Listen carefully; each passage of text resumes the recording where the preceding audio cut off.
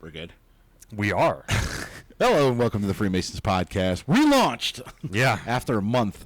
Yep. Reloaded.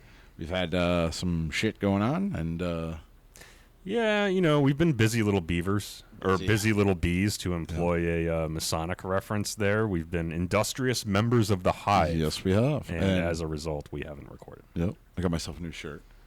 Ken thoroughly likes. Stupid people keep me employed. Stupid people keep me employed. This is true. I'm just wearing all my Mossberg garb today. I feel like I'm a sales representative. I seen the shirt. I'm like, oh, this is perfect. Yeah, I didn't mean to like coordinate all of my branding today. But we're back. We had a conversation via our little GroupMe group, and we had a conversation about how we're going to start recording, getting back on the wagon, and we're going to be pumping out more content to you more and more. Yeah, more videos. Today we're only doing it, well, not remotely. What's the word I'm looking for? Offline. Offline. We didn't go live today. Just decided to hell with it. Yeah. Until we get back in the flow, we'll so we can re-listen and actually edit for a change. Maybe. That's pretty amazing. But today, episode. Oh God, what episode are we on? Let's find out. Let's find out what episode we're on. Episode 228, and this is going to be Freemasonry and Witchcraft. Somebody a while ago sent me an article about it, and there's actually a book apparently that's about it. The Freemasons' influence on pagan and witchcraft.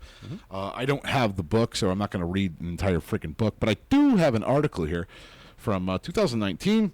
Oh, we didn't actually introduce ourselves. Oh, yeah. I'm Right Worshipful Brother George Marjorie. And I'm Worshipful Brother Ken.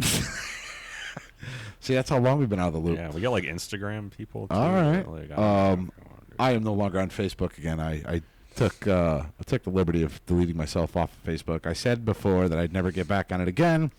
I did get back on it again because I was going for a particular political post that I ended up getting, but realistically, I deleted it because I wanted to. Yeah, and nowadays, if you have to promote yourself in any way, it's like you have to be on social media, whether you want to or not, and that, you know, that kind of sucks. Realistically speaking, and I'll speak on it real quickly, I found that the internet has become a very negative place. You're not allowed to have an opinion anymore. There's no banter between two difference of opinions and still keeping it relatively civil. Yeah. I mean, there is one place on the internet where you can do that. Right here. Do you happen to know where that is, George? Right here. That's on our Discord server, which you can gain access to for $3 or $5 a month. Something a little bit like more that. if you want to contribute, that's fine too. But if you join our Patreon, you will have access to that Discord where we do still have civil banter. And, you know, you're allowed to have a difference of opinion. You are. You may be razzed for it. Oh, yeah, that can absolutely. happen. But there's no conjunction. Is that the word I'm looking for? Big fancy word? Contention. Contention. That's the word I'm looking for. But I found that the internet is a very contentious place. It is right now, yes. And you're not allowed to have an opinion. And honest to God, you know, it just got to a point where I'm like, you know what? Why am I sitting here? You know, I joined the internet again. I joined Facebook and all that stuff as a guy who's running for a political office, trying to do the right thing of being hopefully a bridge or a gap between two ideologies, if you will. You're definitely a gap between something. You fucking. You know, you try bridging that gap. You try being the middleman. You try doing. You had noble intentions, and it became quite self-evident that there are certain things that no matter what you say or do, people are going to hold true to those opinions and shit all over you for them. So I gracefully decided to bow out, and I'm going to stay that way. And if you want to reach out to me, you know how to get me. If you got my cell phone, I have a email address through the town that I represent. So if they need to get a hold of me, there's ways to get a hold of me, and I am a firm believer in face-to-face conversation. I do not like doing things over the internet and or Skype, Zoom, or anything like that. I would much rather meet a person face-to-face and have a civilized conversation as it used to be. Yep. And Discord. You still have your Discord. And I still have my Discord. I'm assuming because I saw you post this morning. Yep. I still have Discord. I didn't delete Discord. I would never get rid of my Discordians. Yes. Love them some bitches. Yes, exactly. That would be There'll be bad days if you just cut yourself off entirely from the internet. Oh, no. I cut myself off of the social media with the keyboard tough guys. I'm good with it. In the famous words of Mike Tyson, who said, social media has become a place where people are allowed to express their opinions because they cannot get punched in the face. Yeah. Was it Mike Tyson? That was Mike Tyson. That? I'll actually look for the exact quote of what he said. But he said... in the meantime, you want me to go through our new Instagram followers? Yes. There are quite a few. So we have Wisconsin Masons, District 1. What's up, brothers? Daryl Moore, Alex Toey, Joey the Carp. I think I said him already. Let me skip ahead a little bit. Sean Froman, Adolfo de Lima, Shay, Howie Linder, the Armadillo Lounge. Cool. Andrew Brown, Christopher Lawley, Ian Mercer, Pierre Pagan, Akif, Amin Hotep Feedy. Nice. Yeah. Solid name if that's actually your first name, there, brother. Greg Jr., Adam Brooks, Mitch Hubler, Juan Delgado, Alex, Johnny Ryan Jr., Seven Ward, Dennis Boyd, Michael Hamilton, Lance K. Ram, Serge Mukenge, Team Coburn, Dakota Scott, Shane Alexander, and Stephen Erskine. Thank you, brothers and friends. Thank you. And the actual Mike Tyson quote was, social media made y'all way too comfortable with disrespecting people and not... You picked up on that? I like how you did that. Disrespecting people and not getting punched in the face for it. Nice. Love that quote. That should go on. That should go on a postcard somewhere. It really should. All right. Our tagline. Or something. Disrespecting. I was trying to figure out which brother sent us the original idea to do Freemasonry and witchcraft and stuff. It was somewhere on the social media that I'm no longer part of. Yeah, that's why I was kind of like digging around for it in your stead. I think it was on Instagram, but I can't seem to find it. So. All right, so here we go. Apple, you ready? Yes, I'm ready. All right, we got a couple. Okay. This is from Biff2356. Okay. Biff, isn't that the guy who was in Back to the Future? The protagonist or whatever. The protagonist of Back to the Future, right? His name was Biff, wasn't it? Protagonist. That's probably the wrong term, but yeah, the arch The nemesis asshole. of Let's Marty. just call it what it is. He was an asshole. Yeah, Biff Tannen. Yes, Biff Tannen. That's right. Maybe that's him. Hi, Biff. Awesome podcast. 5-star review. I am a new MM in Massachusetts. Oh, definitely him then, because he's an asshole. Oh. Love you guys from Massachusetts. And this podcast helped me so much in my learning. Great topics for discussion on so many subjects. As well, so much humor in these brothers. We're funny? I guess. Some may say. Just love it. And you do not have to be an MM to enjoy this show? Nope. No. In fact, if you're curious about Masonry, this is a great place to start. Love the history episodes too. Cheers. Sean Froman. Oh, his name is Sean, so he's not Biff. That's all right, though. We'll still call you Biff. Yeah. Sean, quote, Biff Froman, St. Mark's Lodge, Newburyport, Massachusetts. Nice. Cool. Toast him. Yeah, let's do it. Brother, right hand to arms. Two arms. Ready? Ready. Aim. Aim. Fire, good fire, fire all. Together, brother.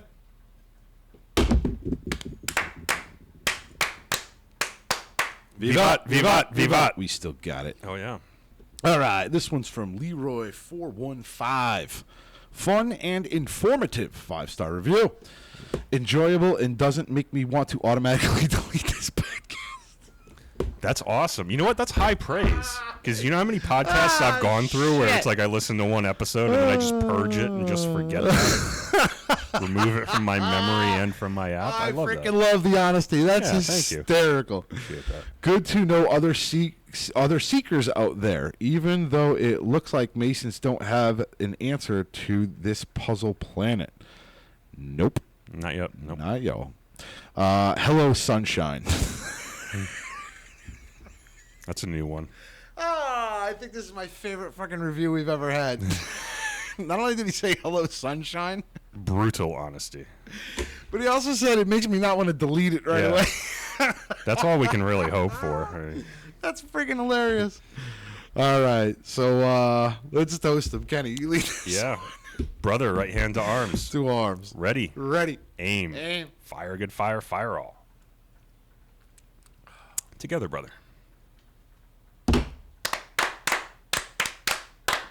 Vivat, vivat, vivat. Oh, that was funny. God Yeah, damn. this is, I love And how I we're, apologize. I'm drinking the bitch twisted tea, but that's what That's I all have, right, so. because I'm drinking the claw.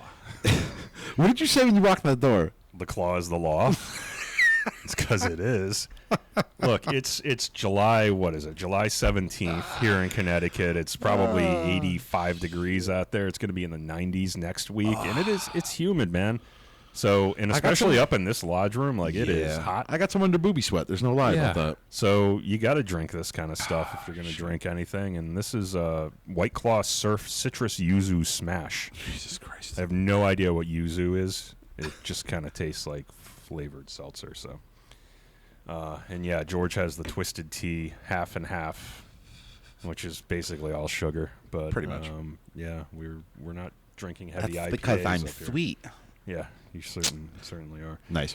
So I was digging around looking for this brother, and I can't. I went through Instagram and Facebook. I know I talked to him about this topic, and I can't figure out who that is. Hey, whoever the brother is who sent us this article, appreciate it. We're going to cover it right now. Yeah, we just have a lot of messages, so send us another message so that you're at the top of our feed so that we can give you proper attribution next time. Yep. So this article, the name of the article is Witchcraft and the Freemasons, and it was put out by Jason Mankey on January 7th, 2019. If you want to read along, it's on this website called pantheos.com. Okay. And it writes, several years ago, I was lucky enough to present a massive Samhain ritual at Masonic Hall in Santa Cruz, California. Samhain? Samhain or something like that. So Samhain is like I think it's the pagan word for Halloween. Samhain. Yeah, Samhain. Where the fuck cool. was I? Sorry. No, you're good. Though rather nondescript on the outside, the building hosted a lodge, the Masons' name for a meeting space that looked to me like a ballroom in a medieval castle. Yeah, okay. Yeah, some temples are like that, yeah. Yep. Even more impressive is how the room simmered with energy. It wasn't witchy energy, excuse me. But it was close, and that's most likely because modern witchcraft has borrowed and adapted the whole host of things from the Masons. Agreed. Okay. Most organizations a lot of religions and organizations borrowed a lot of shit from the Masons. Yeah, we definitely stole some of our. And we stole some of our stuff from even older organizations. Right. But yeah, like the Odd Fellows, Skull and Bones, all these organizations that have popped up since definitely borrow. Yep. A great deal of the terminology we use today comes straight from Freemasonry. Should be interesting. Mm-hmm.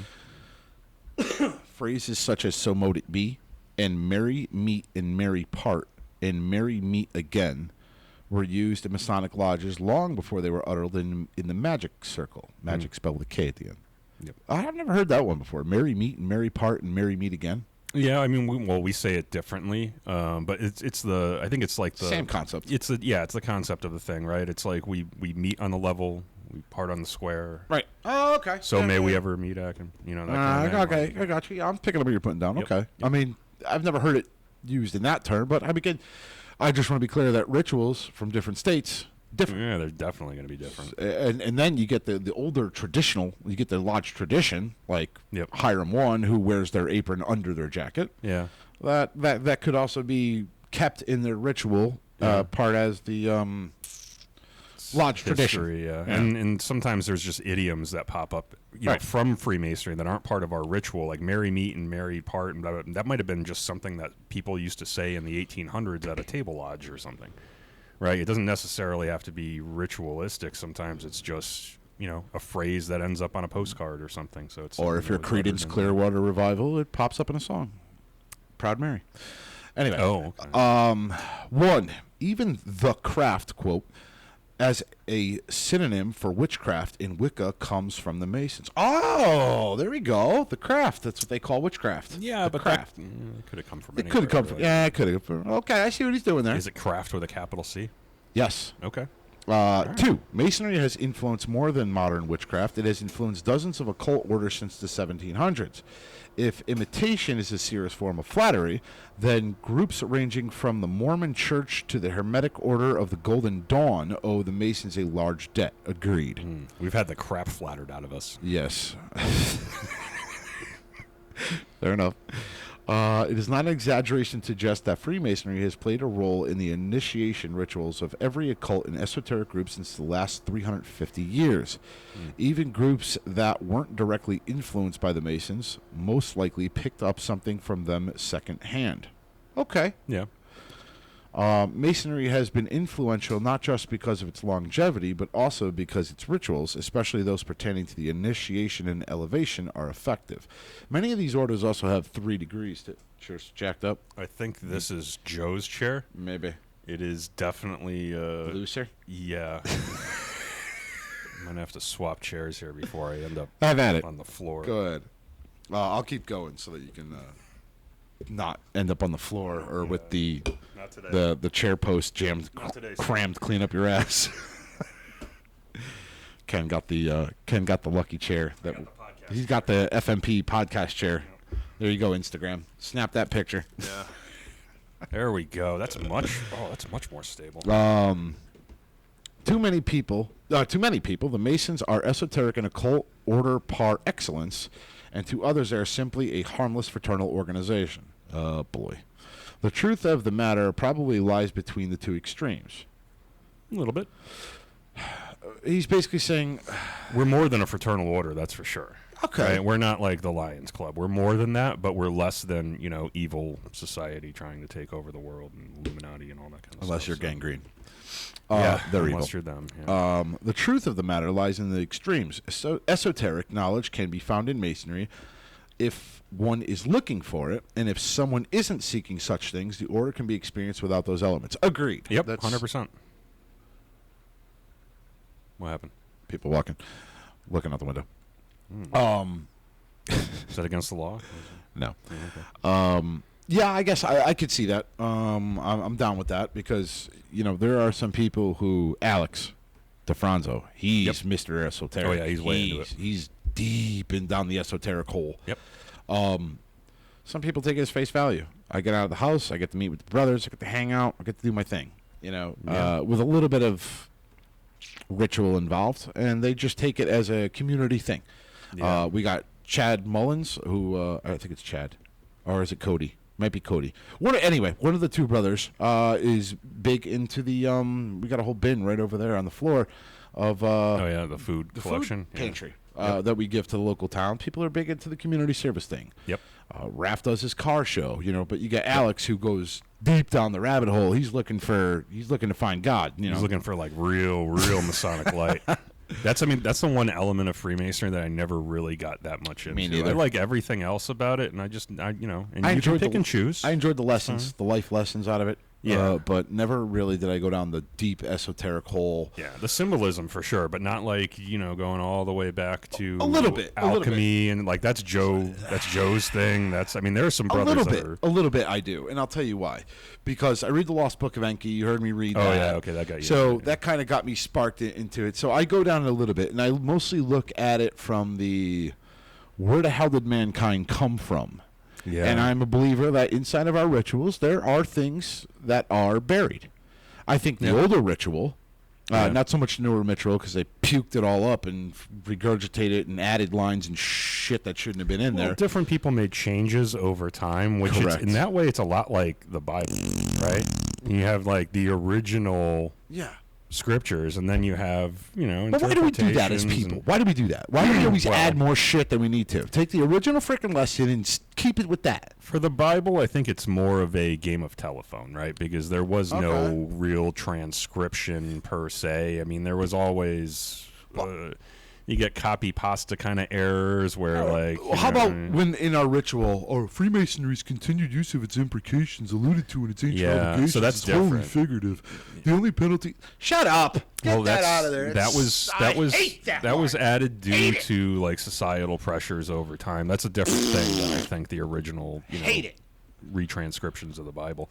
But yeah, I mean, things get added for legal or societal reasons. Why? Things get subtracted because they're redundant or the terminology's too outmoded or whatever. If you truly believe that we are going to actually do what we say we're going to do in our obligations, and it's not just wholly figurative, and you have to actually add it. It's like putting a warning label on a hot coffee. That's true. You're going to get burned, stupid. I think it's implied that it's not meant to be taken literally, but I don't like it. You shouldn't have to baby spoon feed people these things. I believe in natural selection. If you dump a screaming hot coffee on you and you didn't realize, it wasn't hot, and you sue McDonald's for $1 million, shit on you. You're an idiot. You dumped a hot coffee on you. It kind of makes me think about, like, the judges or the grand juries or whoever they're making these decisions these days. Like, who does that? Who's like, the company's definitely to blame for that. Not everything needs to be watered down.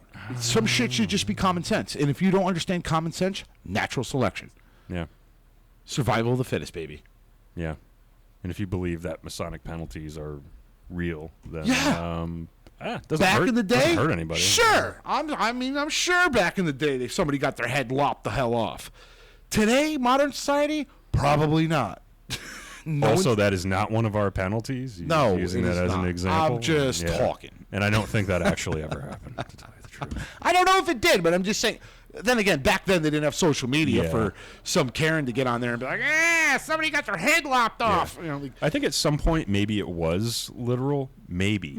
But I think I'm talking about like way back then, 1700s Renaissance time, way back in the day.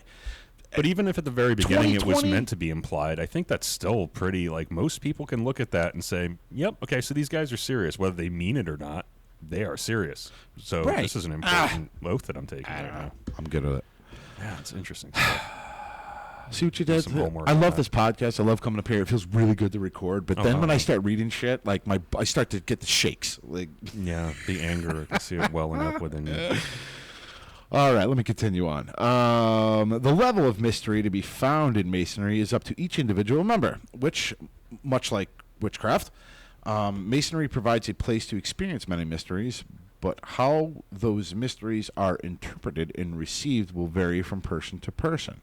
Yep. Much of the intrigue that attached to Masons today comes from rather speculative origins of the order. Yeah, and here's the thing. I just want to be clear about this. Even Masons don't know how exactly we got started. Yeah. We know that there was a recorded Grand Lodge meeting in 1700 in England. Yep. Okay? At Goose and Gridiron. But it's just, and I've made this comparison before, it's just like the Mafia. Mafia didn't just pop up one day and say, hey, let's start extorting people and embezzling money. Like, that didn't happen. It was going on before it became a known thing. Yeah, and you had things like a lot of people, the literacy rate was a lot lower back then, so maybe that was the reason that things weren't being recorded, or maybe, prior to that, even though there was a Masonic... Okay. Nice throw.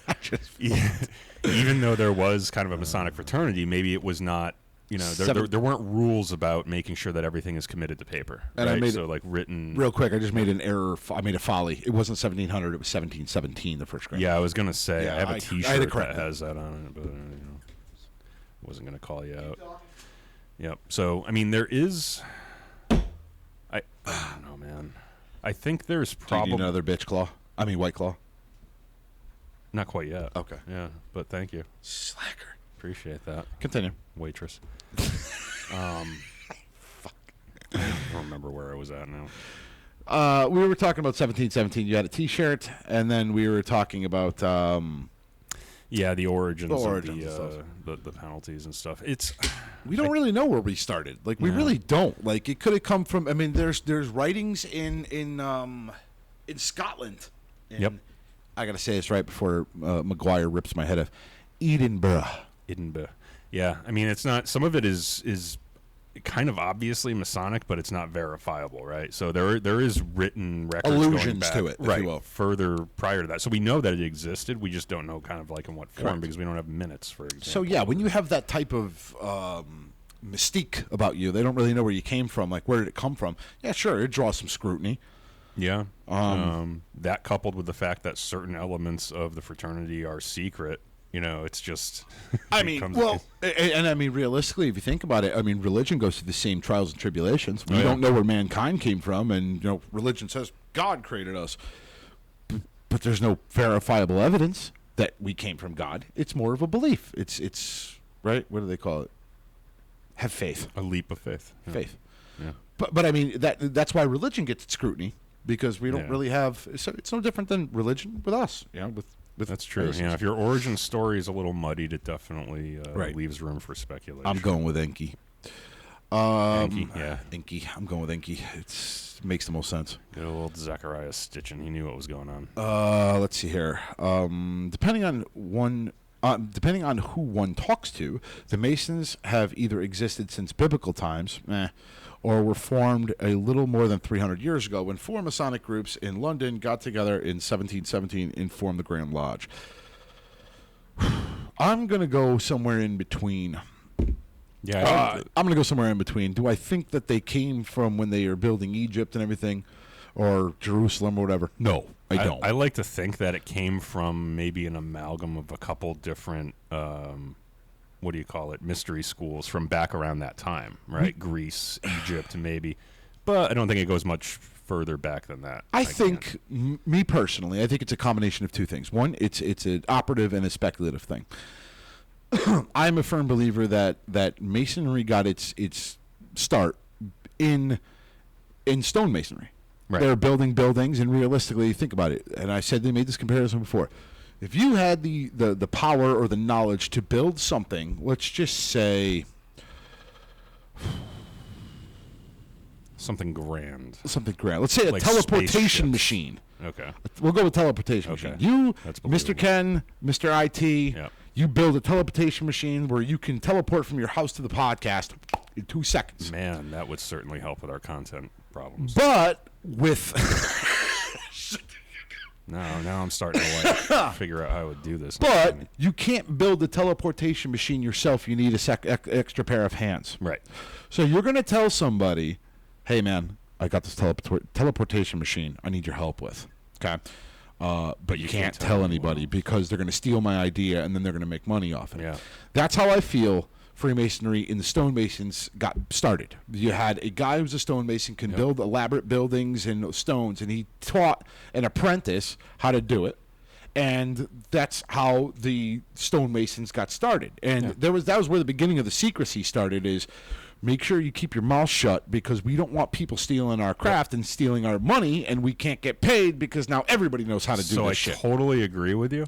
My point in the matter is that those modes of keeping things secret must have come from something prior. Well, and that's where I believe that the person who was a stonemason knew about these mystery schools, and started hijacking. The guy that was the guild president was like, "Okay, here's how we're going to build our wall of secrecy." And it was either one of two things. That guild leader, if you will, was either a high priest or somebody who was in that mystery schools who took those mysteries and brought them to his little quiet fraternity of stonemasons guilds. Or they just adopted what they were seeing of those mystery schools, much like the Elks Club did to us, or the skull, like kind of what we were talking about, the Skull and Bones, or they were either in the Masons and took that ritual with them to form the new group, or they just mirrored what we did. Yeah, for sure. So that's where I think it kind of comes from. I think it was both operative and speculative, and that got started, I don't want to say in Egypt, I don't want to say in... Well, it's more like medieval. If I would, that's where I was going to go with. Yeah. I think personally, this kind of got started near the Knights Templar. Yeah. Because the Knights Templar were building castles, churches, cathedrals, fortifications, and stonemasons were employed by the Knights Templar to build these grandiose, because again, Knights Templar weren't not, they were an order of knights Like, and I also don't think it's just the Knights Templar. I believe the Hospitallers, and I believe the Knights of St. John, and all these other building things like cathedrals is not like building like a hovel. You know what I mean? Like it was a super skilled. Like there was it was in its entire whole body of knowledge that you could only get if you were specializing in that. So and I'm sure there weren't Knights Templars that were like. Well, here's the other thing. We know the Knights Templars went to the Middle East. They got a whole bunch of knowledge. Like we know this because they came back Saracens, and they got knowledge from mixing with the local cultures. Yep. And that's realistically after the Knights Templar and the Crusaders went to Jerusalem. That's when they came back and you started seeing the rise of Gothic churches. Yep. And I believe that was ancient ancient architecture that was found in the Middle East, and they brought it to the stonemason guilds and said, hey, you guys build shit. Try building this. Possible. And think about this. If the Knights Templar didn't want the church to know where they got this hidden secret knowledge, they would also employ the stonemasons to keep their fucking mouth shut about where they got it. So there you're also getting a second form of secrecy of we need to keep our mouth shut because if we don't, we're going to get the Knights Templar. Yeah. Potentially. Yeah, so I mean, it's a theory. It's highly speculative, and it's based on no evidence whatsoever. But yeah, it sounds compelling. I like it. That's where I believe that the beginning started. Now, mind you, one of the things that most secret groups do who are truly quote-unquote secret is they don't keep records of what the fuck they're doing.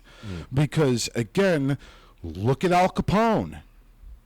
Yeah. He got popped for tax evasion because somebody found his freaking his ledger of money.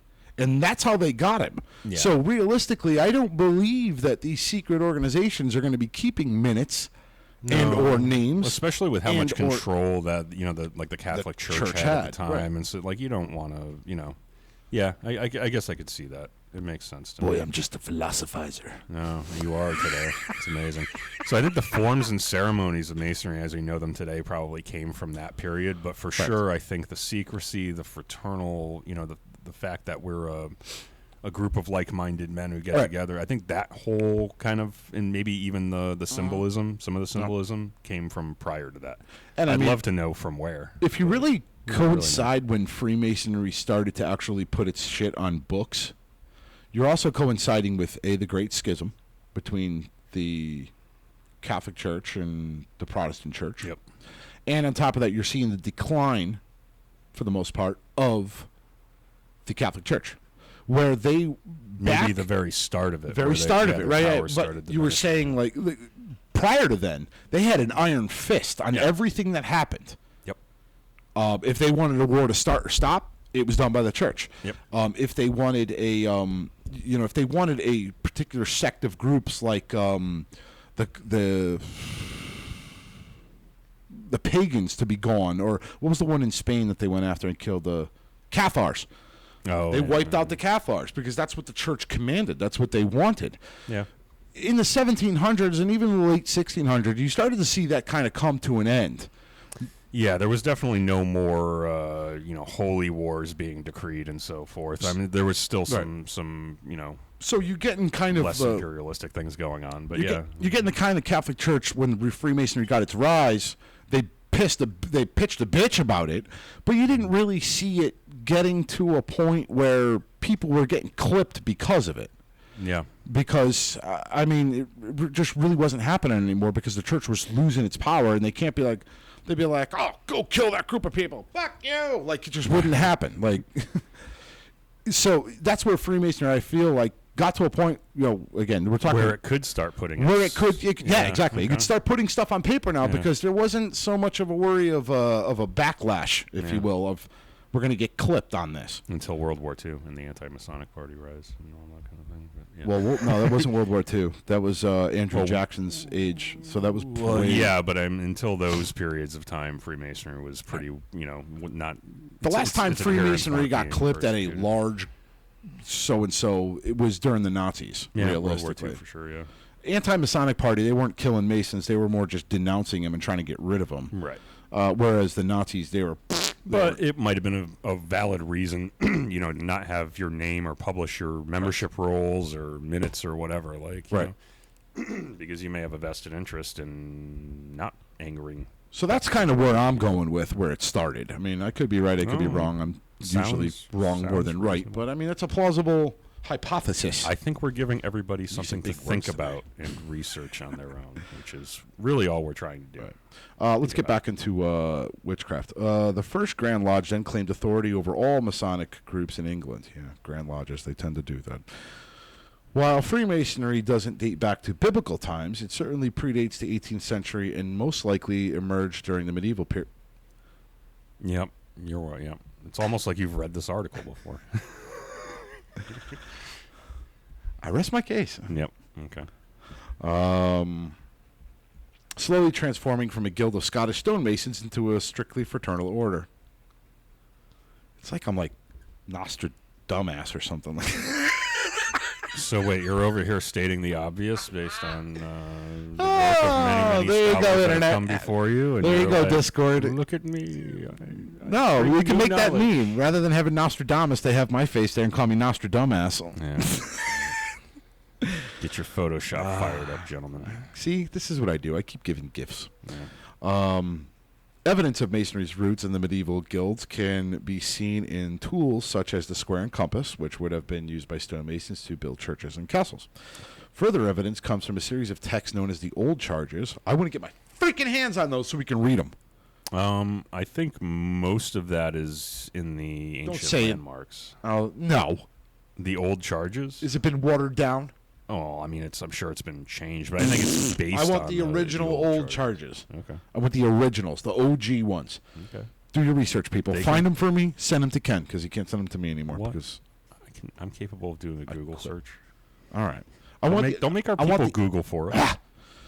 Which date from 1380 and provide structure and guidance as the behavior of stonemasons, along with instructions on how to run meetings. Beginning around 1600, a new series of rules, of course, were applied to Masonic guilds, regulating their structure and assembly, and this eventually led to non-operative Masons, and term applied to people who joined the guild but were not actual stonemasons. Yep. Once people outside the actual profession of Masonry were allowed in, the medieval guild became a fraternal organization instead of a business group. Yeah, why are we talking about this? I want to get into the... I think they're just giving you kind of general I know, but this has nothing to do with witchcraft. Yeah, but they don't know. I mean, they're educating you on Freemasonry because I think the expectation is that you know about witchcraft, but you don't know about Freemasonry. All That's right. kind of the tone of the article. I'll give it. I'm going to skip ahead here because skip it's ahead. basically going down the whole rabbit hole of We know all Freemasons. this already. We know this shit. Yeah.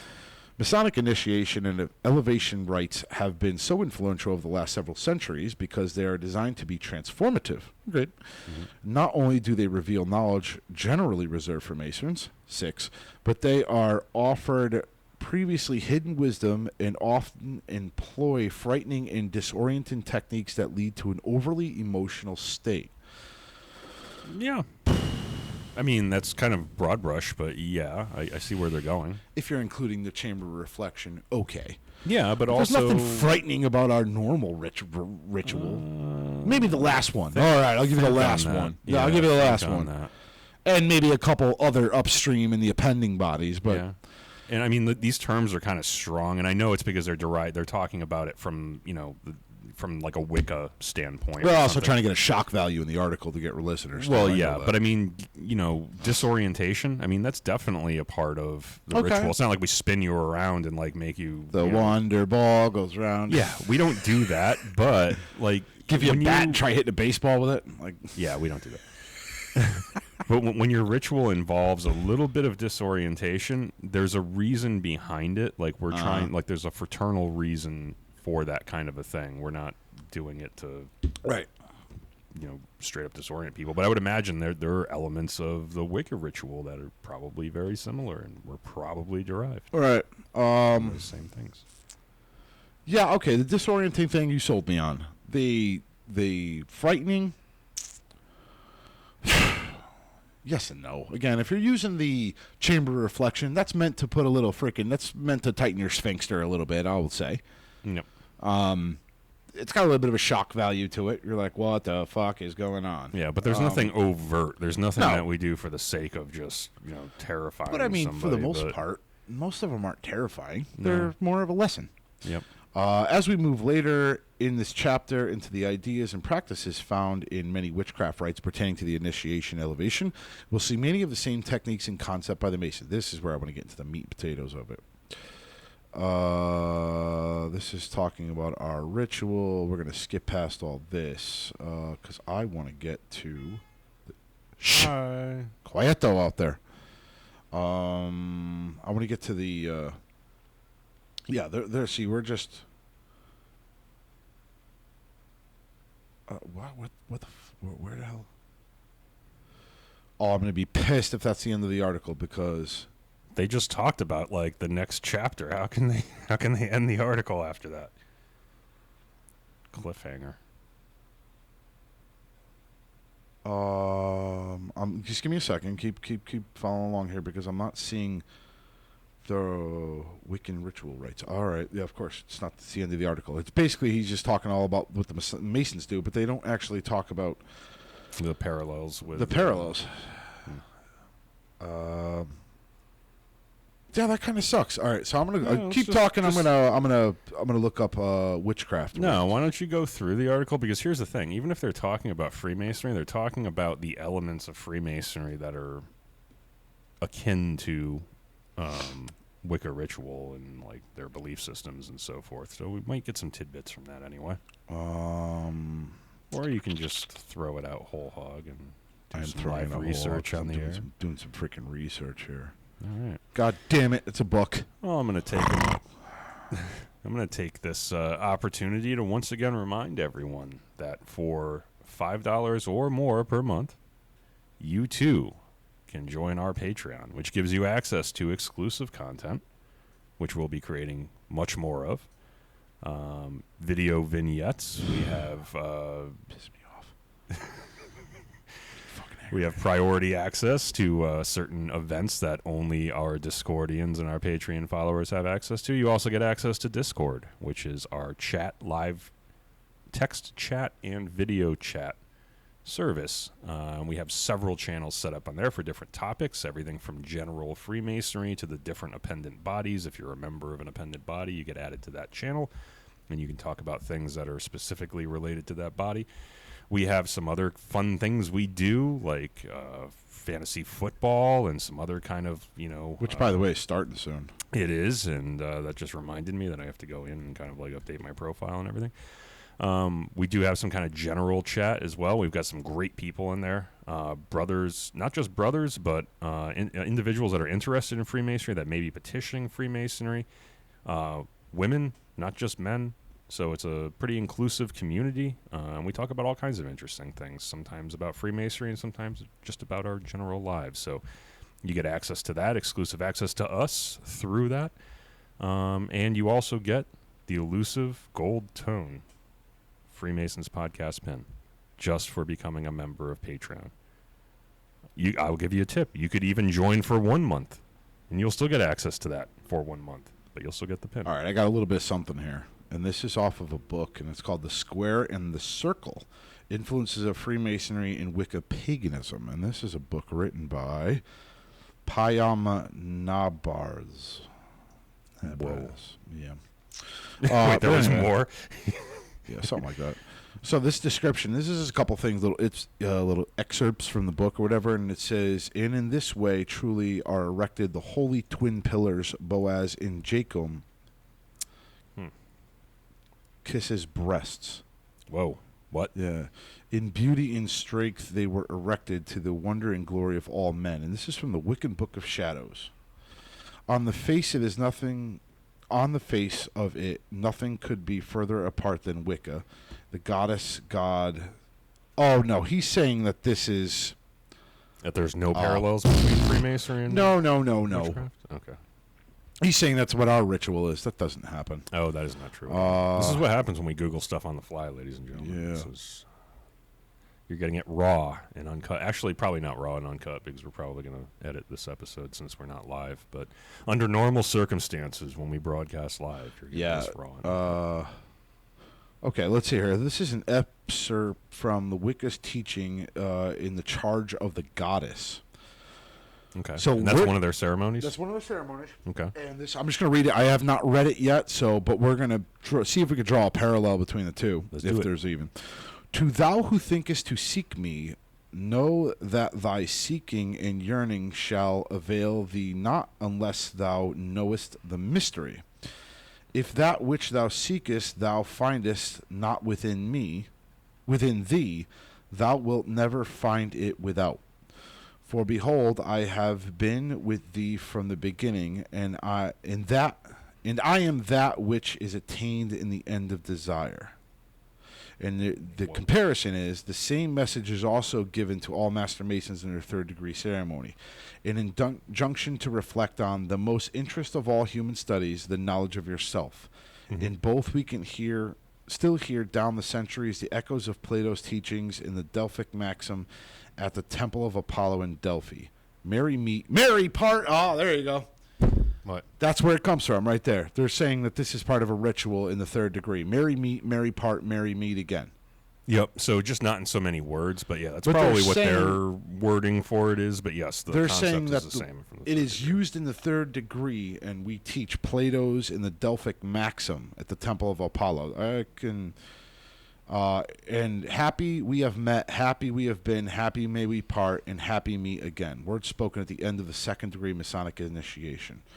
Not in the United States of America. Yeah, maybe not in so many words, but I understand what they're saying. I get what he's saying, yes. Definitely and I think ours is, like you were saying, we meet on the level. So may we ever meet, act, and part. Yeah. So how do Masons meet by the level?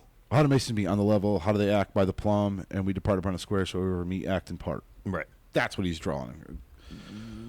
Yeah, and right? there's like a part of our closing prayer, I think, too, which is also similar. But yeah, there's definitely that concept of, hey, we're better people when we're together. We should be better people when we leave. Oh, and hopefully we get to see each other again soon. SD has a Masonic spell. I want to know what it is. Wait, there's a Masonic spell? I don't know. It's some stupid link that I clicked on. Oh man, you're going down the rabbit hole. No, it brought me to SD page where you can buy shit. So clearly, it's a fucking. It's a. You can buy a spell. You want my credit card? Let's get crazy. Let's bust out the Ouija board. Come on, we got time. We're doing a doubleheader today. Here's one: history of the Wiccan phrase "so mote it be." Okay. So spoiler alert came from us. Yeah. So apparently, "so mote it be" is used at the end of many Wiccan and pagan spells and prayers. It is an archaic phrase that many people in the pagan community use, yet its origins may not be pagan at all. Nope. So may it be a Masonic tradition. Although paganism goes back way further than Freemasonry in its current form. So well, they're talking about in Wiccan here. So in so mote it be in Masonic tradition, occultist Aleister Crowley used so mote it be in some of his writings and claimed it to be an ancient and magical phrase, but it's very likely that he borrowed it from the Freemasons. He didn't borrow it, he stole it. He didn't even make it to the freaking Master Mason degree because he was a fucking nutjob. Yeah, but you know what? I think we probably got it from somewhere else, too. I don't think we were the origin of the phrase. I feel like I read an article about that at some point in the past. Like it was used by certain sects of the church, perhaps? Something like that. But like as a phrase, I mean, like whatever, they're just words. But I think strung together that way, they were used by some other organization prior to us, and we right. It actually says it's in the old charges of the Masonic, so that's probably the old charges, not the modern charges. But okay. So it at least goes back to the origin of modern Freemasonry. 1300s or so. Whoa. Old charges or 1300s? That's what it said just in the last article. It said 1380 something. So that would be the old charges used for the operative stonemason guilds. Correct. Yes. Interesting. We gotta unpack those at some we'll point dive in the down near future. Yeah, we're gonna have to. Yeah. Oh, here we go. We got a name that we got attached to this shit. So it's talking about Aleister Crowley, even though he's a freaking psychopath. I want to be clear, he was a Mason to the Fellowcraft degree, never made it to MM. And, I think he got kicked the fuck out. Yeah, not a spokesman of the fraternity at all. But he stole some shit and made his own group.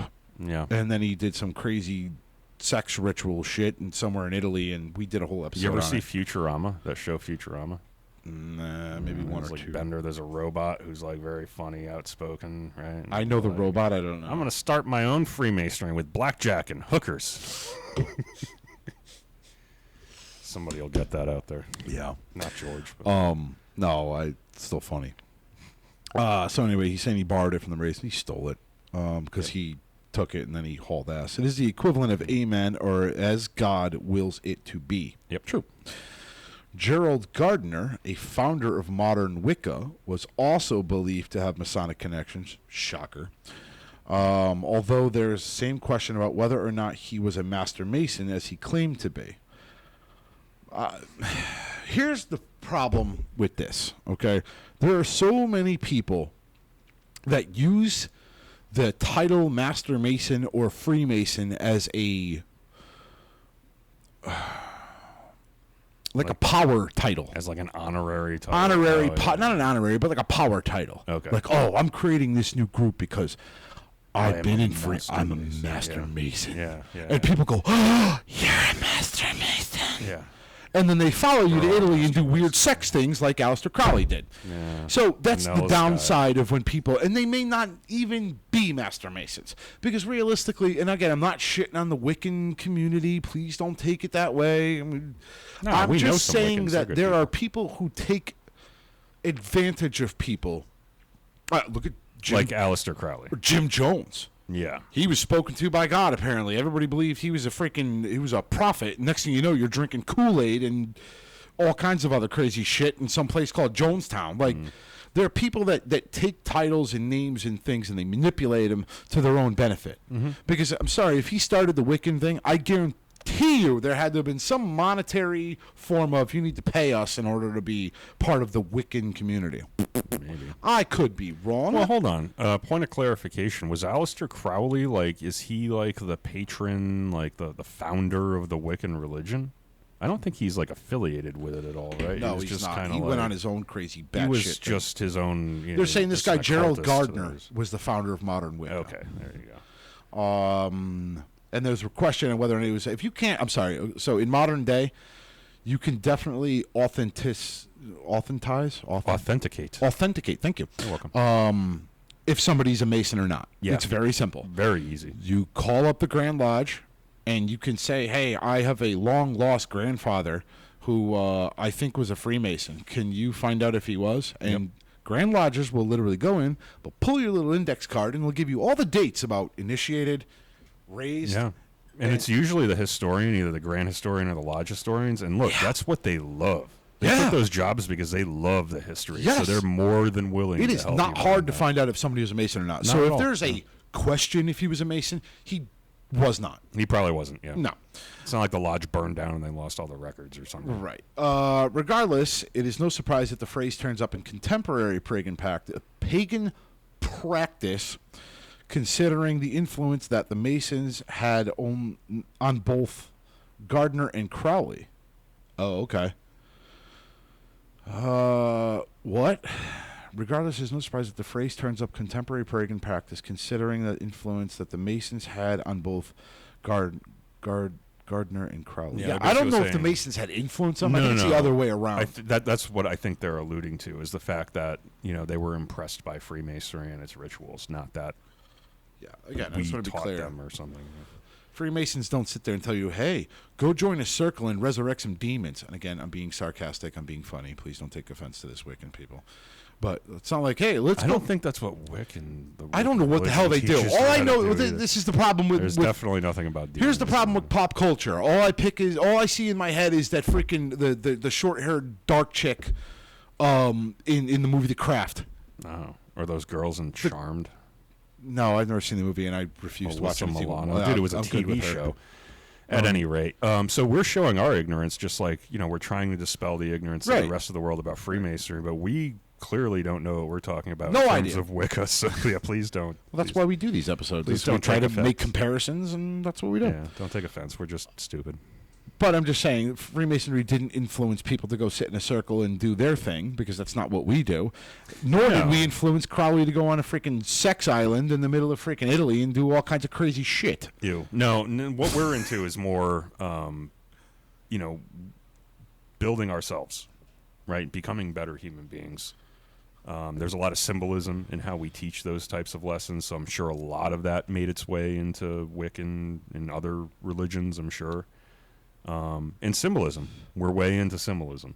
All right. Which goes back to our roots and goes back to the fact that we used to be a bunch of operative stonemasons, and I'm sure most religions love symbolism. Some are completely against it. You know, there can't be any idols or whatever. But I would imagine in most cases, you know. So I got a little something on this So Mote It Be thing.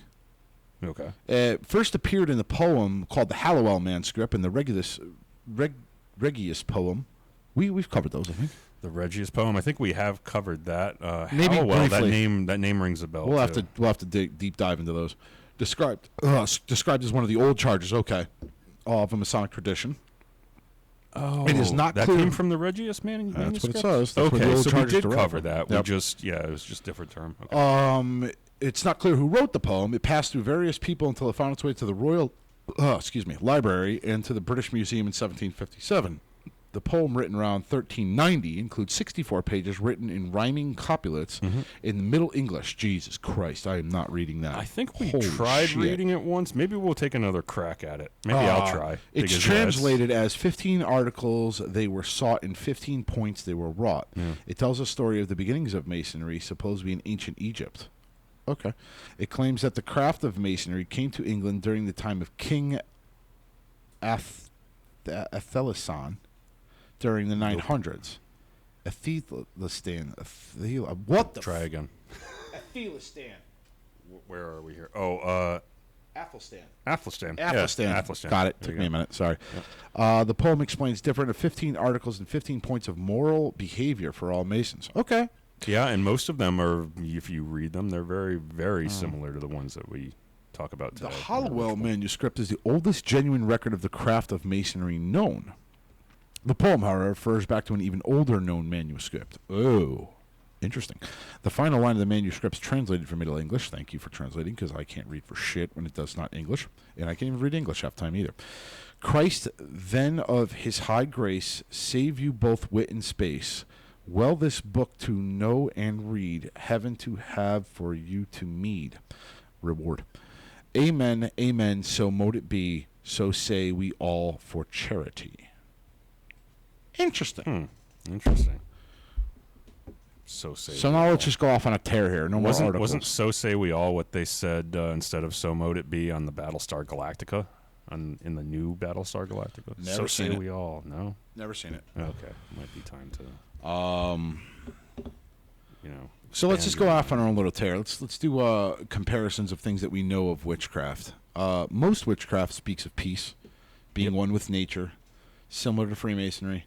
I don't know if we dive deep into the nature part of it, but No, we talk more about like the human life cycle, right? Like the phases of a man's life kind of thing. But Well, there's definitely nature derives in the middle chamber. Yes, but we're not whole hog about it. Where I think in the Wiccan religion, it's very like very earth. Don't shit where you eat, destroy your freaking community and shit like that. Well, yeah. Just and I'm talking about I'm not talking about the people who dye their hair freaking pink and put black freaking contacts in their face and they're covered in tattoos and shit. Emo people, goth, like goths? that type of Wiccan. I'm talking about like the other end of it. If there are those people, You know, where you go I think into. they're generalizing based on people's. I'm not opinions. generalizing. I'm talking about like there are extremes of both. Okay. Yeah, fair You point. have Freemasonry, which is mainstream Masonry, what we do, which is, and then you have your clandies, who take the Masonic ritual to a whole nother level. Again, I spoke to somebody who used to be a clandy, and he was beaten with paddles during his Master Mason degree. Yeah, Like, that's taking shit to the extreme. So there are others whose dues are like $700 or $800 a year or something, and they're getting insurance benefits as part of it. Yeah, yes. Well, supposedly you're getting insurance benefits. You're getting fined like fucking $5,000 and stuff like that for, I don't know, speaking against the Grand Master or some shit like that.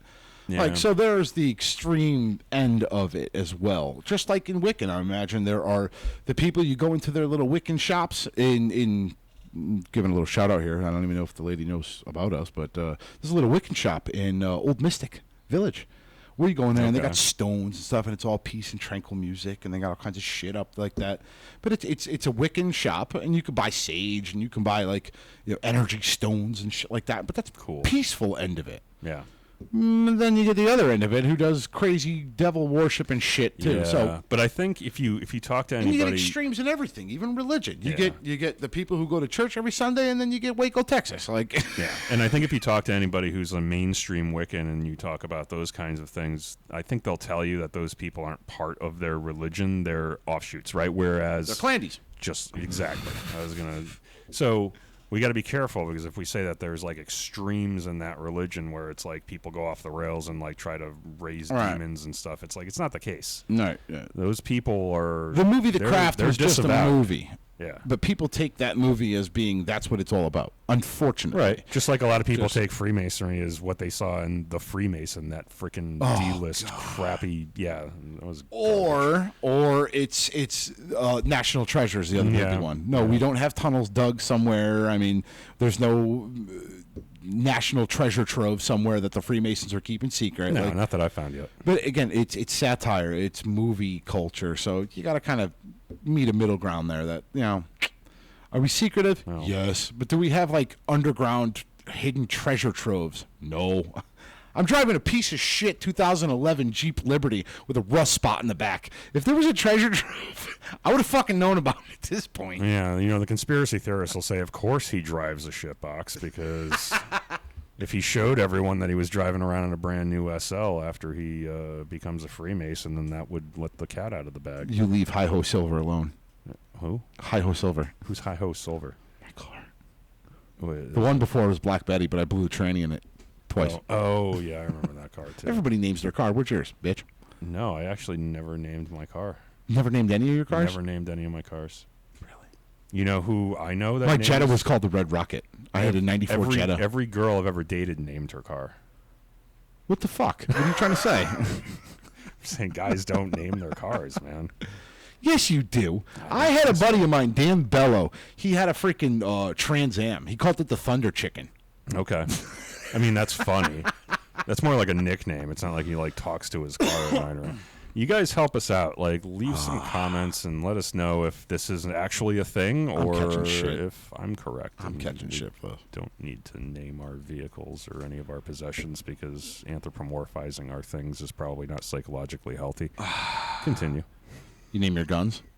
I do. There we go. I made my point. I rest my case. They mean something different to me, though. Again, I'm carrying Sweet, Sweet Lucinda right now. Oh, sweet Lucinda.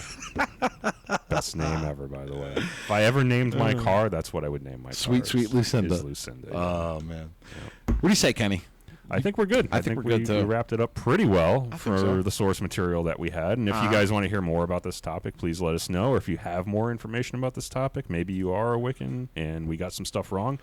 Entirely probable, by the way. Most likely. Let us know, and we'll clear it up for you. We definitely want to at least try to learn. We should be good for next week to record, I'm hoping. Yeah. Next Sunday or Saturday. Sunday for sure. Sunday for sure. Then Sunday it is. We'll be Yeah. back. So, Yep. for the Freemasons podcast, I hope you enjoyed this episode. I am Right Worship Brother George Mudry signing off. And Worshipful Brother Ken signing off. Have a good one, everyone. Take care, friends.